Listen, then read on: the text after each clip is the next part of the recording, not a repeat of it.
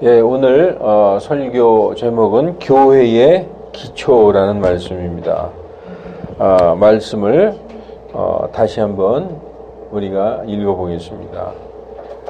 그러나 사랑하는 자들아, 너희는 너희의 지극히 거룩한 믿음 위에 너희 자신을 세우며 성령님 안에서 기도하고 하나님의 사랑 안에서 너희 자신을 지키며 영원한 생명에 이르도록 우리 주 예수 그리스도의 긍휼을 기다리라. 이렇게 말씀하고 있습니다. 여러분, 우리는 지극히 거룩한 믿음 위에 우리 자신을 세워야 되는 것입니다. 지난 두 주에 걸쳐서 교회를 하나님께서 왜 세우셨는가, 그리고 교회를 누가 세우셨는가에 대해서 성경을 통해서 살펴봤습니다. 교회를 세우신 목적은 하나님의 백성들, 하나님의 자녀들, 하나님의 양떼를 먹이고 양육하고 완전하게 하시려고 교회를 세우셨다. 또 교회를 누가 세우셨느냐? 약속하신 성령님이 오심으로 오순절날 예루살렘에서 교회가 시작되었다. 지금까지도 교회를 인도하시고 교회를 먹이시고 존속하게 하시는 분은 성령 하나님이시다. 이렇게 두 주에 걸쳐서 우리가 공부했습니다. 오늘 교회의 기초는 무엇인가 알아보는 시간을 갖겠습니다. 여러분, 성도 각 사람의 기초는, 우리 마음의 기초는 무엇입니까? 우리 그리스도인들의 마음속의 기초는 뭐예요? 우리 그리스도인의 마음의 기초에는 바로 예수 그리스도가 기초인 것입니다. 대답을 안 하세요. 예, 고린도전서 3장 11절에 아무도 능히 다른 기초를 놓을 수 없나니 이 기초는 곧 예수 그리스도라. 그리스도인들, 성도들, 예수 믿고 구원받은 사람의 마음속의 기초는 바로 예수 그리스도이신 것입니다. 그런데 교회의 기초는 뭘까요? 교회의 기초. 예수 그리스도를 마음속에 모신 이 성도들이 한 영으로 굳게 서서 복음을 믿는 이 믿음의 공동체, 이 교회의 기초는 바로 믿음인 것입니다. 사도행전 16장 5절에 이에 교회들이 어디에서 굳게 세워졌다고 써 있어요? 믿음 안에서 굳게 세워지고 날마다 수가 늘어나더라. 성도들의 마음속에는 예수 그리스도로 기초가 놓여져 있습니다. 이 예수 그리스도를 믿고 구원받은 성도들이 함께 모여서 어디 위에 교회를 세우느냐? 믿음의 반석 위에 교회를 세워나가는 것입니다. 그래서 우리가 교회에 나오는 이유는 머리이신 예수 그리스도의 몸으로서 예수님은 산돌이라고 성경에서 써 있어요. 리빙스톤, 살아있는 돌인 예수님께 나와서 우리도 생기 넘치는 돌들로서 하나의 영적인 집으로 든든히 지어져 간다. 그게 바로 교회라고 성경은 말씀하고 있습니다. 여러분, 믿음은 그러면 무엇입니까? 믿음은 우리 성경에서 제일 유명한 구절이 있죠. 믿음은 뭐냐? 이제 믿음은 바라는 것들의 실상이요 보이지 않는 것들의 증거다. 그래서 믿음을 통해 우리는 세상들이 하나님의 말씀으로 지어진지를 깨닫나니, 이렇게 성경은 말씀하고 있습니다. 그래서 보이는 것들은, 우리가 보이는 이 산천초목과 모든 세상은 나타나 보이는 것들로 만들어지지 아니하였다라고 성경은 말씀하고 있습니다. 여러분, 믿음이 무엇이냐? 옆에 있는 사람을 이렇게 쳐다보십시오. 서로 바라보면서 나는 당신이 내 옆에 있는 것을 믿습니다. 이렇게 얘기하는 사람이 있어요? 나는 당신이 내 옆에 있는 것을 믿습니다. 이렇게 하는 사람은 없어요. 눈에 보이는 것은 믿는다고 얘기하는 게 아니에요. 눈에 보이지 않는 것을 믿는다라고 얘기하는 것이죠. 만약에 부부끼리 앉아서 당신이 내 앞에 있는 걸 나는 믿어, 이러면 우리 남편이 좀 이상해졌구나, 요즘에 돌봐줘야 되겠구나, 귀가 허해졌구나 그렇게 생각할 거예요. 믿는다는 것은 보이지 않는 것을 받아들이고 마치 정말 있는 것처럼 그렇게 생각하는 것이 믿는다는 것입니다. 그래서 믿음은 이렇게 됐으면 좋겠다 하고 바라는 것이 실제로 이루어진 것처럼 내 마음에 받아들이는 것이 그것이 바로 믿음이라는 것이죠. 그래서 성경은 이렇게 얘기하고 있습니다. 여러분 예수님 보신 사람 있으면 손 들어보세요. 보신 사람 있어요? 하나님 보신 사람. 어떤 분들은 그래요. 어젯밤에 하나님이 나한테 나타나셔가지고 동쪽으로 가라고 그러셨다. 김 집사네 집에 가보라고 그러셨다. 이렇게 얘기하는 사람이 있는데 그건 거의 거짓말입니다. 지금 우리는 보지 않는 것을 믿는 것입니다. 그게 진짜 믿음이에요. 보지 않는 것. 그래서 베드로전서 1장 8절과 9절에 뭐라고 써 있느냐? 너희가 그분을 보지 못하였으나 그분을 사랑하는도다.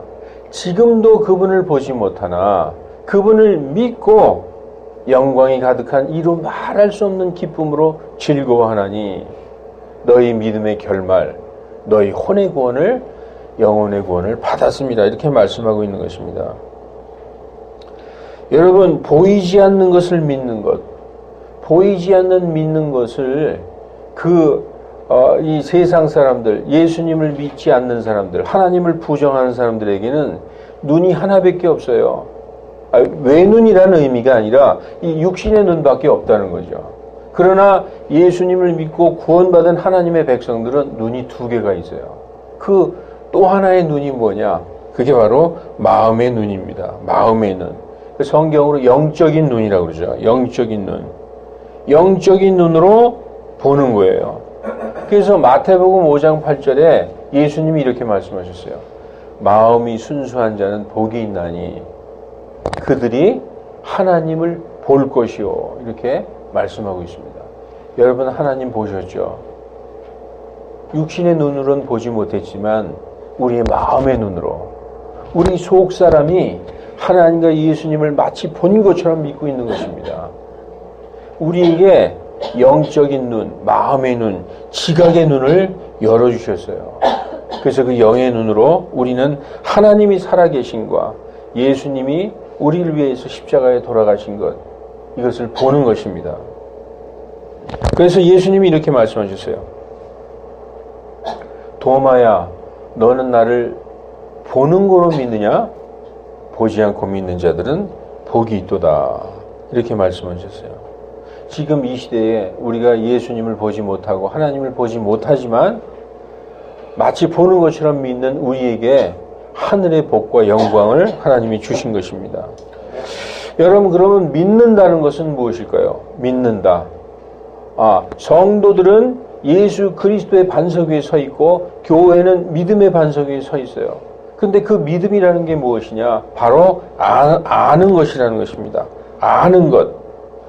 이 아는 것을 통해서 우리의 믿음이 굳건하게 세워지는 것입니다. 하나님이 살아계신 거 아십니까? 여러분? 하나님 살아계신 거 아시죠? 예수 그리스도께서 우리의 죄들을 위하여 십자가에서 피 흘려 돌아가시고 3일 만에 부활하신 거 아시죠? 이런 것 어떻게 우리가 알 수 있습니까? 성경을 통해서. 맞습니다. 정답이에요. 하나님의 말씀을 통해서 우리는 알았습니다. 그래서 하나님의 말씀을 우리가 듣고 읽고 배워야 하는 것입니다. 여러분, 믿음은 어디에서 오느냐? 아는 것을 통해서 오는 거예요. 예수님이 계속해서 깨닫느냐? 너희가 깨닫느냐? 언더스탠딩 하느냐? 계속 물어보셨어요. 깨달으라. 말씀을 듣고 깨달아서 그 깨달음이 우리 마음속에 믿음으로 승화되는 것입니다. 그래서 베드로후서에 이렇게 말씀이 적혀져 있어요. 우리를 영광과 덕으로 부르신 분을 아는 것을 통해서, 아는 것으로 말미암아 그분의 신적인 권능으로 생명과 경건에 속한 모든 것을 우리에게 주셨도다. 생명과 경건에 속한 모든 것을 뭐를 통해서? 아는 것을 통해. 그래서 우리는 알아야 되는 거예요. 내 백성이 지식이 없으므로 망하는도다. 성경 그렇게 써 있습니다. 모르면서 믿는다고 그러는 것은 그것은 모래 위에 집 지어놓은 거예요. 확실히 알고 깨달을 때 내 마음속에서 아 그렇구나 맞다 아멘이다라고 내 마음속에 깨달아질 때 그것이 믿음으로 승화가 되는 것입니다. 그래서 이로써 지극히 크고 보배로운 약속을 우리에게 주셨다는 거예요. 네, 정욕으로 인하여 아담과 이브의 정욕으로 인하여 이 세상에 있게 된 부패, 이 세상에 있게 된 부패가 뭡니까? 썩음이죠. 썩음, 즉 사망. 그 전에는 사망이 없었는데 아담과 이브의 정욕으로 말미암아 어떤 정욕이죠? 보기에 너무나 아름답다. 정말 먹음직스럽다. 사람을 지혜롭게 할 만큼 정말 탐스럽구나. 이런 육신의 정욕으로 말미암아 이 세상에 들어온 그 썩음, 사망, 그것을 피하여 신적인 본성, 디바인 네이처라고 그러죠. 이건 뭐냐? 신적인 본성, 하나님의 본성이 뭡니까? 하나님의 본성 중에 우리가 제일 우리와 다른 것, 하나님은 죽지 아니하신다. 그걸 우리에게 주셨다는 거예요. 우리를 영광과 덕으로 부르신 하나님과 예수님을 아는 것을 통해서 우리에게 지극히 보배로운 걸 주셨다. 그게 뭐냐? 우리가 썩고 죽는 것을 피해서 하나님처럼 영원히 살 수 있는 영생을 주셨다라고 성경은 말씀하고 있습니다. 여러분, 우리가 예수님을 알고 하나님을 아는 것을 통해서 영생을 얻은 것입니다. 아는 것을 통해서 믿은 거예요. 그런데 성경에 하나님을 알지 못하고 예수님을 부정하고 왜냐? 모르니까. 그 성경에 뭐라고 써 있느냐? 하나님을 알지 못하는 자들과 우리 주 예수 그리스도의 복음을 부정하는 자들에게는 그분께서 오실 때 타오르는 불로 징벌하시리라. 이렇게 무서운 말이 써 있습니다. 그래서 예수님을 믿고 구원받은 자들, 예수님을 알고 성경을 듣고 믿고 아는 자들은 영원한 생명을 주신 반면에 모르는 자들, 몰라서 믿지 못하고 거부하는 자들에게는 불로 심판하시겠다고 성경은 말씀하고 있는 것입니다. 여러분, 과학이 발전하면 발전할수록 세계적인 과학자들이 성경이 맞다라고 증거하고 있어요. 우리가 창세기 1장 1절에서부터 5절까지 보면은 처음에 하나님께서 하늘과 땅을 창조하시니라 이렇게 되어 있어요. 그리고 땅은 혼돈하고 공허하며 그러니까 형태가 없고 비어 있었다. 땅은 혼돈하고 공허하며 흑암이 깊음 위에 있었고 하나님의 영께서 수면 위를 운행하시니라 이렇게 되어 있죠. 그리고 하나님께서 빛이 있으라 하매 빛이 있었고 하나님이 보시기에 좋으셨더라 이렇게 기록되어 있습니다. 그래서 어두움에서 빛을 갈라내사 빛을 낮이라 부르시고 어두움을 밤이라 부르셨으니 그 저녁과 그 아침이 되니 이것이 첫날이다. 창세기 1장 1절부터 창세기 1장 5절까지가 창조의 첫날을 얘기하고 있어요. 우리는 옛날에 하나님이 천지 창조하셨구나. 그냥 아무런 의심 없이 믿었어요. 여러분 이거 믿습니까? 하나님께서 처음에 하늘과 땅을 창조하시니라 이 말씀을 믿습니까? 네. 아멘이죠. 우리 아까 처음 오신 저기 뒤에 앉아 계신 형제님이 큰 소리로 들어오시자마자 아멘 그러셨는데 이번에는 아멘 소리가 안 들리시네. 하나님께서 처음에 하늘과 땅을 창조하시니라 이거 아멘입니까? 아멘. 아멘이죠. 이거 믿으면 창세기 1장 1절부터 요한계시록 22장 21절까지 다 믿는 사람이에요. 예, 성경이 참 이상하죠. 하나님께서 처음에 하늘과 땅을 창조하셨다. 아멘. 맞다. 이걸 믿는 사람들은 예수님의 처녀 탄생도 믿는 사람이에요. 예수님의 부활도 믿어요. 모세가 홍해를 가른 것도 다 믿습니다. 그런데 하나님께서 천지를 창조하셨다? 에이, 그건 뭐 설화다, 신화다 이렇게 하는 사람은 아무것도 믿지 못합니다. 여러분, 과학자들이 이 말씀을 처음에 믿지 못했어요. 그런데 요즘에 뭐라 그러냐 하면은 처음에 이 처음에라는 것이 무엇의 처음이냐? 시간의 처음이라는 거예요. 처음에 할 때 시간이 째깍 하고 흘러가기 시작했어요. 처음에 하나님께서 천지를 창조하셨다. 하늘과 땅을 창조하셨다. 아, 공간을 창조하셨구나. 자, 보세요. 처음에 시간을 창조하셨죠? 그 다음에 공간을 창조하셨어요. 그 공간 안에 물질 세계를 창조하신 것입니다. 그리고 빛이 있으라. 에너지를 창조하신 거예요. 지금까지 시간과 공간과 물질 세계와 에너지, 이 창조의 첫날에 대해서 과학자들은 깨닫기 시작했어요. 그걸 과학적으로 증명하고 이것이 맞다라고 주장하고 있어요. 과학이 발달하면 발달할수록 성경을 부정하는 게 아니라 과학이 발달하면 발달할수록 사람들에게 하나님의 말씀이 맞구나. 처음에 시간과 공간이 시작되고 이 물질 세계가 비로소 시작되고 이것들이 전부 에너지로서 지금까지 가동되어 왔구나 하는 것을 알게 된 것이죠. 알면 알수록 여러분 어떻게 되느냐? 믿음이 굳건해지는 것입니다. 그래서 우리는 성경을 정말 공부하고 하나님의 말씀을 탐구하고 이 하나님의 진리의 말씀으로 자라나서 지극히 거룩한 믿음 위에 굳건하게 설 수 있는 것입니다. 사랑하는 성도 여러분, 교회는 이미 구원받은 하나님의 백성들, 하나님의 양떼들을 먹이고 양육하는 하나님의 집입니다. 세상 것이 아닌 진리로 양육하는 그 하나님의 집이죠. 그런데 우리가 이거 다 알고 있어요. 그런데 그게 전부입니까? 구원받은 성도들이 하나님의 말씀으로 양육받는다. 그래서 믿음에 자라게 하는 것이다. 그게 전부라면 우리는 세상 사람과 다른 게 별로 없어요. 세상 사람들보다 조금 낫겠죠. 도덕적으로. 그래서 예수님은 이렇게 말씀하고 있어요. 너희가 마태복음 5장 46절 47절에 너희가 너희를 사랑하는 자들을 사랑하면 무슨 보상이 있겠느냐. 죄인들도 그렇게 하지 않느냐. 또 만일 너희가 너희 형제들에게 성도들끼리만 서로 무난하고 서로 친절하게 지내고 하면은 다른 사람보다 낫게 행하는 것이 무엇이냐. 세리들도 그렇게 한다. 죄인들도 이 세상 사람들도 그렇게 한다는 것이죠. 여러분, 예수님께서는 하나님의 말씀으로 완전하게 된 자들이, 이 성도들이 세상을 향하여 복음을 선포하라고 우리에게 명령하셨어요. 대표적인 사람이 바울이죠. 우리가 교회 다니면서 제일 좋아하는 성경의 위인들 중에 제일 좋아하는 사람이 바울 아닙니까? 바울 모르는 사람 없잖아요. 이 완전하게 된 성도들, 믿음의 반석 위에 서 있는 성도들에게 주신 사명이 바로 나가라는 거예요. 나가서 진리를 가지고 세상으로 나가라.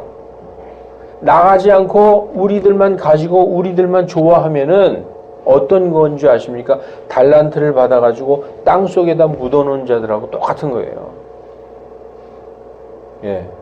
그 예수님이 뭐라고 그랬어요? 악하다고 그랬어요, 그거를. 우리에게 성도들이 할 수 있는 최선의 선이 무엇입니까? 그리스도인들이 할 수 있는 최선의 선이 뭐라고 생각하세요? 가난한 자들에게 돈도 나누어주고 먹을 것도 주고 입을 것도 나누어주고, 이것은 그리스도인들의 선행 중에 가장 작은 것입니다. 그리스도인들의 선행 중에 가장 궁극적인 것은 불쌍한 죽어가는 영혼들에게 복음을 전하는 거예요. 그게 하나님이 원하시는, 우리를 향하신 가장 우리가 할 수 있는 선한 행위라는 것입니다. 그래서 선을 행하라 할 때 착한 일을 행하라, 이게 아니에요. 그리스도인들이 딱 하나님이 선을 행하라 하실 때 그 선이 무엇인가? 가장 그 사람을 살릴 수 있는 이 복음을 가지고 나가서 죽어가는 영혼들에게 전도하라는 것입니다. 그래서 죽어있는 영혼들을 위해 때를 얻든지 못 얻든지 땅 끝까지 가서 나를 증거하라, 이렇게 명령하셨어요. 이 말씀은 뭐냐? 때와 장소를 가리지 말고 복음을 선포하라, 이 말씀입니다. 어떤 사람들과 함께 하든지 어떤 장소이든지 우리 입에서 그리스도의 복음이 나와야 된다는 것입니다.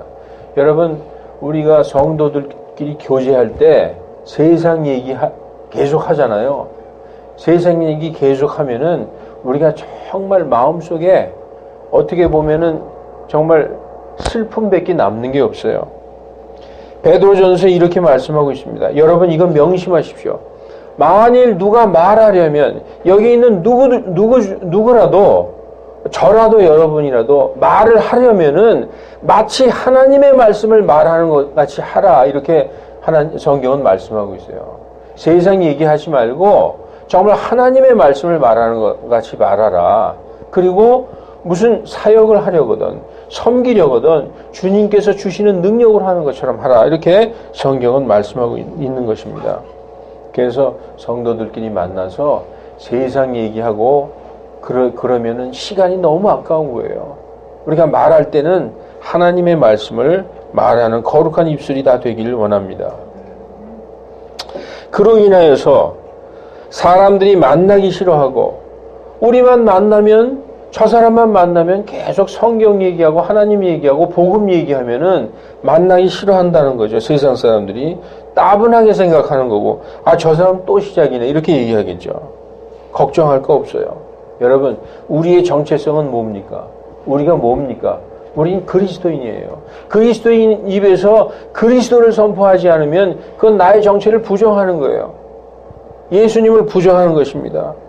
지금 교회가 고상한 동호회처럼 변해가는데 고상한 모임으로 변해가는데 말씀이 없고 예수 그리스도를 선포하지 않으면 그건 교회도 아닐 뿐더러 그리스도인들이 세상 사람을 만나서 복음을 선포하지 않으면 그 사람은 그리스도인이 아닌 것입니다. 그래서 빌립보서 1장 28절에 아무 일에든지 너희를 대적하는 자들로 인하여 무서워하지 아니하는 이 일들을 듣고자 함이라. 예를 들어서 하나님의 말씀을 내가 복음을 선포하고 복음을 전하는데 야 좀 그만 좀 해라. 에서부터 시작해서 나중엔 만나주지도 않고 왕따 당하는 일도 있어요. 이것이 성경에서는 우리를 대적하는 것이라고 얘기하는 것이죠. 우리가 복음을 선포할 때 그들이 듣지 않고 무시하면 그것은 멸망의 증표라는 거예요. 그리고 그것을 받아들이면 그것이 바로 구원의 증표라는 것입니다. 그래서 고린도후서 2장에 보면 이런 말씀이 있어요. 고린도후서 2장 14절로 17절 말씀에 보면은 우리 입에서 복음을 선포할 때 그것이 바로 그리스도의 향기라고 말씀이 나와 있습니다. 그래서 그것을 받아들이는 사람에게는 생명에 이르는 생명의 냄새고 그것을 부정하는 사람들에겐 멸망에 이르는 사망의 냄새다라고 말씀하고 있습니다. 누가 좀 읽어주겠어요? 고린도후서 2장 15, 16절만 읽어주세요. 15, 16절. 우리는 구원받은 자들 가운데서나 멸망하는 자들 가운데서나 하나님을 향한 그리스도의 향기로운 냄새니 한 부류에게는 우리가 사망에 이르는 사망의 냄새요 다른 부류에게는 생명에 이르는 생명의 냄새니라. 누가 이런 일들을 감당하리요. 아멘. 우리가 복음을 선포할 때 그것을 받아들이고 기쁨으로 아멘으로 받아들이는 사람들에게는 우리가 생명에 이르는 생명의 냄새라는 거예요. 그리스도의 냄새라는 것이죠. 그러나 그것을 부정하고 거부하는 자들은 멸망에 이르는 사망의 냄새라는 것입니다. 우리는 그저 선포하고 복음을 전할 의무를 가지고 있어요. 그런 사람들을 교회로 데려오려고까지 하지 마십시오. 우리는 그냥 전하면 되는 거예요. 우리 교회로 안 데려와도 돼요. 다른 교회라도 나가게 하면 되는 것입니다. 우리가 누구와 어디서 어떤 대화를 할지라도 정말 그리스도의 냄새를 풍기는 저와 여러분이 되시기를 예수님의 이름으로 축원합니다. 마음속에 가득 차 있는 것이 입으로 나오게 돼 있어요. 우리 안에 예수님으로 충만하면 성경 말씀 복음이 나오게 돼 있어요. 그런데 우리 마음속에 고스톱으로 가득 차 있다. 그럼 빨리 가서 어디 가서 한판 치고 그때 걔가 그것만 안 풀었으면 내가 도구를 안 쓰는 건데 맨날 그 생각만 하고 있어요. 춤추는 사람들은 지하철 기다리면서도 스텝을 밟고 서 있어요. 그리고 골프에 미친 사람들 보십시오. 지하철에서도 우산 갖고 휘두르고 있어요. 뭐가 그 안에 있는가? 우리가 우리 마음속에 있는 게 바깥으로 나오게 돼 있습니다. 여러분, 정말 거룩한 하나님의 진리의 말씀으로 여러분 안에 충만하게 있습니까? 그렇게 충만한 하나님의 진리의 말씀, 생명의 말씀, 그리스도의 향기로 여러분 채워야 되는 것입니다. 그래서 주변에 누구하고 말할지라도 복음이 나와야 되는 거예요. 그러니까 항상 마음속에 있는 게 바깥으로 나오게 되더라고요. 여러분, 우리의 언행을 하나님을 생각함으로 두려움으로 행하시기 바랍니다. 여러분, 지식의 시작이 뭡니까? 잠언 1장 7절에 지식의 시작, 지식의 근본은 하나님을 두려워하는 것입니다. 여러분, 하나님을 두려워해야 성경 말씀대로 살 수 있어요. 두렵지 않은데 왜 성경 말씀으로 살아요? 두렵지 않으면 어떻게 되는 것입니까? 이 성경은 도덕책이 되는 거예요. 아, 착하게 살라는 거구나. 착하게 살면 좋은 끝이 있구나. 아, 착하게 살아야지. 그게 아니라는 거예요. 우리가 이 성경 말씀대로 살려면은 우리 속에 하나님을 두려워하는 그런 마음이 있어야 되는 것입니다. 말씀 이외에 세상 것들을 철저히 제거하고 특히 사람을 미워하는 것과 쓴 뿌리들을 없애버리기 바랍니다. 여러분, 사람들을 하나님께로 전도하는 것은 전도지가 아닙니다. 전도지가 아니에요. 세상 사람들을 하나님께로 인도하는 게 뭡니까? 우리의 거룩한 삶과 신실한 믿음과 우리의 선한 언행이 사람들을 하나님께로 인도하는 거예요. 전도지, 물론 전도지 보고 교회 가는 사람도 있어요. 그런데 나의 전 인생, 나의 전 인격, 나의 그리스도인임을 사람들이 보고 나의 삶을 보고 하나님께로 인도하는 저와 여러분이 되시기를 예수님의 이름으로 축원합니다. 그래서 성경은 이렇게 말씀하고 있습니다. 이같이 너희의 빛을 사람들 앞에 비치어 그들이 너희의 선한 행위를 보고 하늘에 계시는 너희 아버지께 영광을 돌리게 하라. 야, 저 사람 정말 완전히 달라졌어. 저 사람 정말 예수 믿는 사람이야. 나도 한번 예수 믿어봐야겠다. 그런 우리의 선한 행위를 통해서 하나님께 영광이 돌아가는 그러한 삶으로 사람들을 구원하시기 바랍니다. 여러분, 우리의 옛날은 어떻게 살아왔느냐? 세욕과 정욕과 과음과 흥청망청과 연회와 그리고 가증한 우상숭배 속에서 걸었어요. 우리가 이것이 우리 삶에 지나간 대로 족하다 이거예요. 더 이상 이렇게 살면 안 된다는 것입니다. 그리고 여러분, 음행과 온갖 부정한 것 그리고 더러운 탐욕은 너희 입에 한번 올리지도 말라 이렇게 성경은 말씀하고 있습니다. 그리고 추잡스럽고 어리석은 잡담, 희롱하는 말 적합하지 않으니까 오히려 감사하는 말을 하라. 이렇게 성경은 말씀하고 있습니다. 이제 말씀을 정리하고 마치겠습니다. 교회는 성령의 매는 띠로 사랑으로 완전히 함께 하나로 결합해서 믿음을 세워나가야 됩니다. 오늘 본문 20절에 뭐라고 얘기하고 있어요? 사랑하는 자들아 너희는 너희의 지극히 거룩한 믿음 위에 너희 자신을 세우라 라고 말씀하고 있죠. 교회의 기초는 믿음이고 교회를 완전하게 하는 것은 사랑인 것입니다. 여러분, 형제 사랑에서 이웃 사랑, 우리가 눈에 보이는 이 교회 형제들을 사랑함으로써 그것이 넘쳐서 이웃으로 사랑이 넘쳐나가는 것이죠. 우리가 눈에 보이는 형제 자매들도 사랑하지 못하면서 어떻게 이웃을 사랑합니까?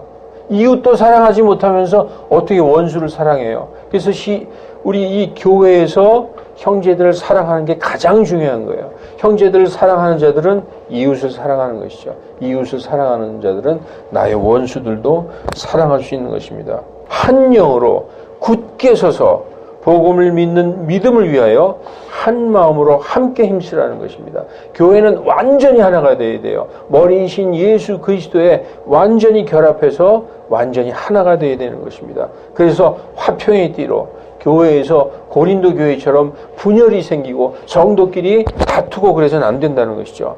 화평의 띠로 성령의 하나됨을 힘써 지키라고 말씀하고 있습니다. 이 모든 것을 위해서 성도들 간에 자, 그러려면 어떻게 해야 되느냐? 이제 실제적인 말씀을 드리고 마치겠습니다. 나보다 남을 낮게 여겨야 된다는 것입니다. 이 성경에 그렇게 말씀하고 있어요. 빌립보서 2장 2절. 너희는 마음을 같이하여 같은 사랑을 가지고 한 마음으로 일치하여 내 기쁨을 충만하게 하라. 무슨 일을 하든지 다툼이나 헛된 영광으로 하지 말고 오직 겸손한 마음으로 각각 자기보다 남을 더 존중하고. 이게 정말 힘들어요. 예, 우리 구원받은 성도들, 거룩한 성도들끼리도 나보다 남을 더 낮게 생각하고 존중하기라는 이거 정말 힘든 것입니다. 이거야말로 장성한 그리스도인들에게 할 수 있는 것이죠. 그래서 각자 자기 일만 돌아보지 말고 남의 일을 돌아보라 라고 성경은 말씀하고 있습니다.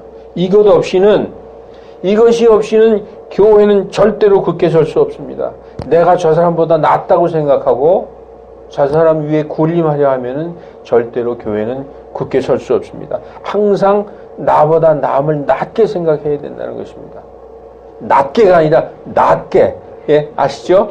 예, 그래서 나를 낮추는 자는 누가 높이시죠? 하나님이 나를 높이신다고 성경에 써 있어요. 여러분, 우리 각자의 마음에 나보다 내 형제 자매들을 낮게 여겨야 되겠다. 오늘 이 시간 결단하시기 바랍니다. 이게 바로 예수님의 가르침이에요. 예수님께서 나와서 나에게 온유와 겸손을 배우라 그러셨어요.